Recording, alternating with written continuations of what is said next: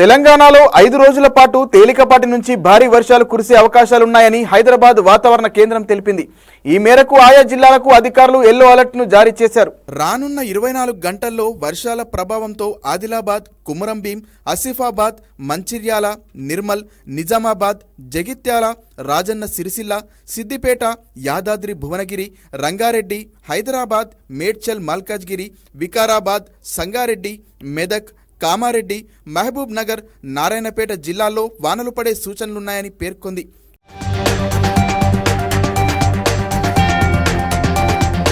ఉమ్మడి ఆదిలాబాద్తో పాటు జగిత్యాల, రాజన్న సిరిసిల్ల, భద్రాద్రి కొత్తగూడెం, ఖమ్మం, నల్గొండ, సూర్యాపేట, మహబూబాబాద్, సిద్దిపేట, భువనగిరి, రంగారెడ్డి, హైదరాబాద్, మేడ్చల్ మల్కాజ్గిరి, వికారాబాద్, సంగారెడ్డి, మెదక్, కామారెడ్డి, మహబూబ్ నగర్, నాగర్ కర్నూల్, వనపర్తి జిల్లాల్లో ఇవాళ రేపు ఉదయం వరకు ఉరుములు మెరుపులతో కూడిన వర్షాలు కురుస్తాయని తెలిపింది.